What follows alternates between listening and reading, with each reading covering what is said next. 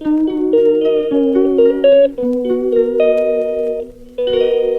Morning, welcome back to our channel. আশা করি সবাই ভালো আছো, আমরা ভালো আছি। আজকে আমাদের গুয়াহাটিতে লাস্ট ডে, ফাইনাল ডে। আজকে আমরা চলে যাচ্ছি শিলংয়ে। তো সকালবেলা 8টায় বেরোনোর কথা ছিল, যথারীতি বাঙালির টাইম 8:30টার বেশি বেজে গেছে। আমরা এখনও রেডি হয়ে নিচে যেতে পারিনি, পাপান চলে গেছে। তো এই যাচ্ছি এখন নিচে। অনেকটা টাইম লাগবে, প্রায় 4টে-5টা তো বেজে যাবে, যেহেতু সাইট সিন করতে করতে উঠবো। তো চলো বেরিয়ে পড়ি, আর দেরি করবো না। ভিডিওটা দেখতে থাকো আর সঙ্গে থাকো। চ্যানেল নতুন হলে সাবস্ক্রাইব করতে ভুলো না। টাটা। তো আমরা ফাইনালি পড়েছি বেরিয়ে। আর রোদ গরম নিয়ে তো আর নতুন করে কিছু বলার নেই। প্রতিদিনই সকালবেলা ওঠার সাথে সাথে একেবারে প্রচণ্ড রকমের একটা রোদ উঠছিল। তো আমরা সকালবেলা এসে দেখতে পাচ্ছ গামছা টামছা ঝুলিয়ে যেতে হয়েছে। আর আসামে আমরা শুনলাম পর্দা দেওয়ার কোনো নিয়ম নেই, তাতে নাকি পুলিশ ধরবে। আর সেদিনকে আমাদের ব্রেকফাস্টে দিয়েছিল চাউমিন, আর ঘরোয়া করে রান্না করা ছিল। তো পাপানকে অল্প বিস্তর বাইরের এবার মোটামুটি খাবার দাবার দিয়েছি। হ্যাঁ, চিপস চকলেটটা দিইনি, যেটা আমি সবসময় অ্যাভয়েড করি আর করতেও বলি। আমি চেষ্টা করেছি না দেওয়ার, বাট বাইরে বেরোলে কিছু কিছু ক্ষেত্রে তোমার কাছে কোনো অপশান থাকে না। আর একটু খাবার অল্প খেলে সেরকম, মানে যেহেতু ওনারা বাড়ি থেকে রান্না করে নিয়ে গেছেন, আমি তাই দিয়েছি, কেনা কোনো খাবার দিইনি। বলতে পারো এটা একরকম পাপান ফার্স্ট চাউমিন খেলো, কারণ বাড়িতে আমাদের সেভাবে বানানো হয় না। আর নুডলসটা দিতেও চাই না, কারণ ময়দার জিনিস। আর এই সবুজে ঢাকা পাহাড় দেখতে দেখতে আমরা এগোচ্ছিলাম। বাইরেটা ঝকঝক করছিল। আমাদের ট্যুরের যে কাকু ছিলেন উনি বললেন যে বৃষ্টি হলে ম্যাচাকার হয়ে যেত সব কিছু, গরমে কষ্ট হয়ে যেত কি, বাট প্রত্যেকটা স্পট আমরা ভিজিট করতে পেরেছি, এনজয় করতে পেরেছি, ফটো ভালো এসছে। গরমে কষ্ট হয়েছে এটা ডেফিনেটলি, কিন্তু তবু সব ভালো মধ্যে, মানে ভালো মন্দ মিশিয়েই তো একটা ট্যুর হয়। তো যাই হোক, এই পাহাড় দেখতে দেখতে আর পাহাড়ি রাস্তা এনজয় করতে করতে আমরা পৌঁছেছিলাম আমাদের ফার্স্ট সাইট সিন। সেটা ছিল সম্ভবত কোনো ফলস। তার আগে রাস্তায় পড়েছিল গলফ কোর্স, যেটা ভীষণই সুন্দর ছিল। গলফ কোর্সে সবাই যায়নি সেদিন, যদিও একটু মেঘলা মেঘলা করেছিল। তারপর আমরা ওয়ার্ডস লেকে গেছিলাম। ও মাঝখানে যে ঝর্ণাটার কথা আমি বলছিলাম, সেটা যে কোনো কারণেই হোক রাস্তা বন্ধ থাকার কারণে আমরা যেতে পারিনি। নোয়াখালী ফলস ছিল সম্ভবত, তো আমরা যেতে পারিনি। রাস্তাটা অন্যদিকে, মানে পার্কিং ছিল না ওখানে নানান অসুবিধার কারণে। তো দেখতেই পাচ্ছ গলফ কোর্সটা দারুণ। আর আমরা ওখানে গিয়েও একটা কাণ্ড করেছিলাম, সেটা যেটা রিজিড প্লেস, যেখানে যাওয়া বারণ ছিল, ওরা সেখানে গিয়ে যে দিব্যি ফুটবল টুটবল খেলেছে, সমস্ত কিছু করেছে। যে গার্ড ছিল সে ওপর থেকে একটু দেখার পর মিনিট 15 মতো ছিল ওরা ওখানে, খুব এনজয় করেছে। মামু, হ্যাঁ, বল টল খেলেছে, এই সমস্ত করেছে। তো আর তারপর যখন আমরা বেরিয়ে আসছি, তখন গার্ড আমাদের বলছেন যে এই জায়গাটায় ঢোকা বারণ, এখানে অ্যালাউ না ঢোকা।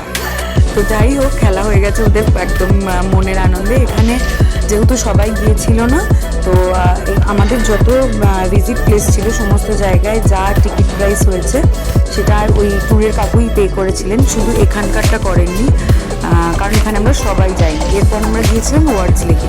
ওখান থেকে বেরোনোর পর একটু মোমো খেয়েছিলাম। ওখান থেকে ওয়ার্ডস লেক খুব বেশি দূরে ছিল না। এই যে খুব সুন্দর একটা অ্যাক্টিভিটি পার্ক ছিল, ওরা বাচ্চারা বেশ এনজয় করছিল ব্যাপারটা। আর পাপান তো কাদাতে আমার জামা কাপড়ের সেদিন একেবারে, আর সেদিনই আমি সাদা জামা পরে গিয়েছিলাম, জামাটা বড় পছন্দের আমার, আর জামাটা গেল। তো যাই হোক, খানিক্ষণ হাঁটাহাঁটি ঘোরাঘুরি করার পর চলে এলো বৃষ্টি। আর বৃষ্টিতে অন্যরকমই লাগছিল। তবে হ্যাঁ, পাপানকে নিয়ে একটু রিস্ক ভেবেছিলাম, ওর জন্য একটা রেনকোট ক্যারি করবো, বাট ভাবলাম যে ও তো কোনো কাদা জায়গায়, যেখানে বৃষ্টি সেখানে কাদা তো ডেফিনেটলি আছে, তো কাদা জায়গায় তো ও হাঁটাচলা করতে পারবে না। শুধু শুধু রেনকোট কিনে ওর আনকমফোর্টেবল লাগবে রেনকোটে। তো ওইসব চিন্তা ভাবনা করে রেনকোটটা নেওয়ানি। এই যে দেখতে পাচ্ছ, খানিক আগে বৃষ্টির খানিক পরেই পরিষ্কার, কি সুন্দর লাগছে জায়গাটা। পার্কটা খুব সুন্দর ছিল, আর এখানে বোটিংও করা যাচ্ছিল, ফুলে ফুলে ভরা ছিল। আর একটা জিনিস আমরা যেটা দেখলাম ওখানে, আমাদের এখানকার পার্কগুলোতে কি হয়, হাত দেবেন না বা ধরবেন না এরকম ট্যাগ টাইপের লাগানো থাকে, ওখানে এরকম কিছু নেই। অফুরন্ত ফুল ফল গাছ সেরকম নয়, মানে ফুল গাছ, আর লোকে ফুল তুলছে আর কেউ তাতে কিছু বলছে না। প্রচুর গন্ধরাজের গাছ ওখানে, প্রচুর, মানে পুরো পার্কটা গন্ধে মমা করছে। হয়তো বা এই সময় এত গাছ বলেই হয়তো ওনারা বারণ করেন না, বা কিছু থাকবে, বা হয়তো খেয়াল করেননি বলে কিছু বলেননি। তো যাই হোক, এত সমস্ত ট্রাভেল করে সাইট সিইং করে ফাইনালি আমরা চলে এসেছি শিলংয়ের হোটেলে। এটা ছিল আমাদের হোটেল থেকে ভিউ। যেহেতু বিকেল হয়ে গিয়েছিল, সেহেতু চারদিক খুব বেশি পরিষ্কার ছিল না। আর এমনিও শিলং একটু শুনলাম ঘিঞ্জি।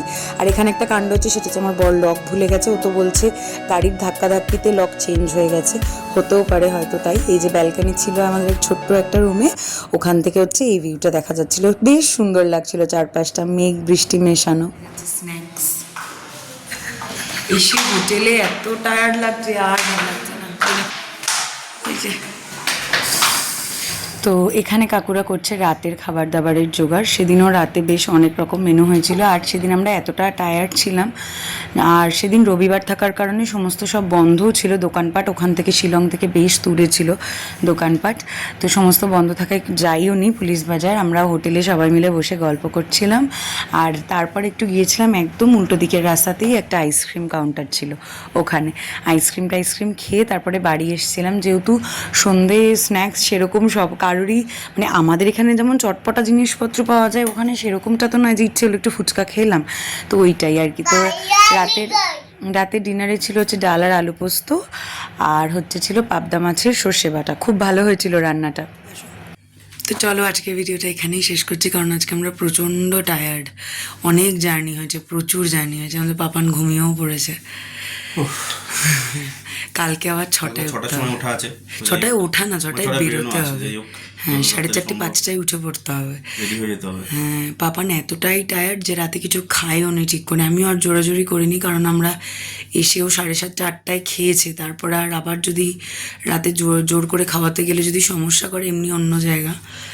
তো সারাদিন আজকে খুব ভালোই কাটলো। তোমাদের ব্লগটা কেমন লাগলো জানি, আমার তো গলা বসে একাকার অবস্থা। তো চলো কালকে আবার একটা নতুন ব্লগের সাথে দেখা হচ্ছে। আজকে tata, good night. Good night সবাইকে।